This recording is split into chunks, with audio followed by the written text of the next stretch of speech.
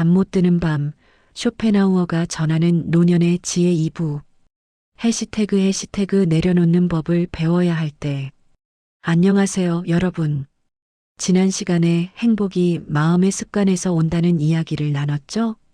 오늘은 그 다음 단계, 내려놓음에 대해 편하게 이야기 나눠볼게요. 나이 들수록 중요한 건 쌓는 게 아니라 비우는 거예요. 젊을 때는 뭐든 쌓으려고 하잖아요. 돈도 모으고, 인맥도 넓히고, 경력도 쌓고, 그게 당연하고 필요한 시기였어요. 그런데 나이가 들면 달라져요. 체력도 예전 같지 않고, 사회적 역할도 줄어들고, 주변 사람들도 하나씩 떠나가죠. 이때 여전히 젊을 때처럼 뭔가를 붙잡으려고만 하면 마음이 무거워지고 힘들어져요. 쇼펜하우어는 이렇게 말했어요. 많이 가진 자가 부자가 아니라 적게 욕망하는 자가 부자다. 내려놓아야 할 4가지. 1. 비교 내려놓기. 평생 우리는 남과 비교하며 살아왔어요. 마이너스 저 집은 우리보다 크네. 마이너스 친구 자식은 더 잘 됐는데. 마이너스 저 사람은 더 건강해 보이는데. 젊을 때는 이런 비교가 동기부여가 되기도 했어요. 하지만 노년에는 그냥 고통이에요. 이미 사회적 경쟁에서 물러났는데 계속 비교하면 뭐가 남을까요? 고독이 찾아올 때가 오히려 기회예요. 남과 비교할 무대가 사라지니까요. 그때 비로소 내 삶을 있는 그대로 바라볼 수 있어요. 2.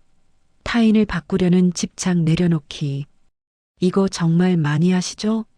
마이너스 배우자가 좀 더 이해해줬으면, 마이너스 자식이 내 말대로 했으면, 마이너스 친구가 나를 배려해줬으면.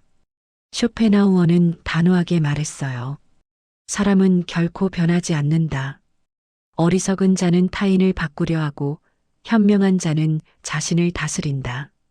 냉정하게 들리지만 실은 이게 해방이에요. 남을 바꾸려고 애쓰다가 상처만 받는 대신 그냥 있는 그대로 받아들이면 훨씬 편해져요. 3. 소유에 대한 집착 내려놓기. 재산 많으면 좋죠. 하지만 나이 들수록 재산에 대한 집착은 오히려 불안을 키워요.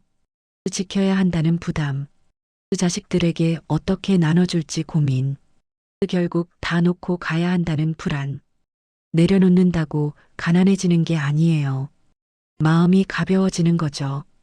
큰 집보다 관리하기 편한 작은 공간에서, 화려한 외식보다 집에서 만든 따뜻한 한 끼에서 더 큰 만족을 느낄 수 있어요. 4.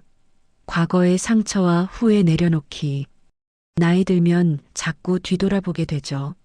마이너스 그때 다른 선택을 했더라면, 마이너스 좀 더 노력했더라면, 마이너스 그 사람에게 그러지 말았어야 하는데.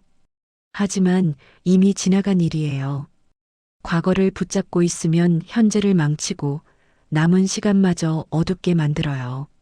내려놓음은 과거를 지우는 게 아니에요. 그것도 내 삶의 일부였다고 인정하는 거예요. 그렇게 받아들일 때 비로소 오늘을 온전히 살 수 있어요. 단순하게 사는 게 답이에요. 내려놓으면 삶이 단순해져요. 단순함은 가난이 아니라 자유예요. 단순한 삶의 모습, 마이너스 필요한 것만 갖기, 마이너스 진짜 중요한 사람들과만 깊은 관계 맺기, 마이너스 작은 일상에서 기쁨 찾기, 마이너스 화려함보다 편안함 선택하기.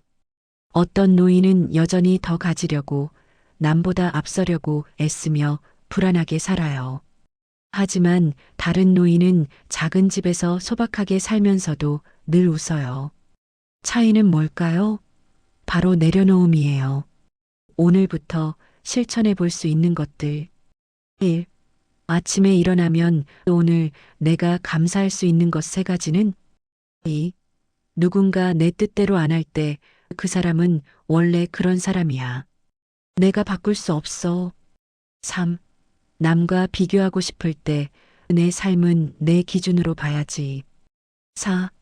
과거가 떠오를 때 그것도 내 인생의 일부였어. 이제 오늘을 살자. 쇼펜하우어는 냉정한 철학자 같지만 사실 따뜻한 조언을 준 거예요. 더 붙잡으려 하지 말고 내려놓으세요. 그 속에서 진짜 자유를 느낄 수 있을 거예요. 내려놓음은 포기가 아니에요. 새로운 시작이에요. 짐을 내려놓으니 발걸음이 가벼워지고 비우니까 더 중요한 것들이 보이는 거죠. 다음 시간에는 고독을 선물로 받아들이는 법에 대해 이야기 나눠볼게요.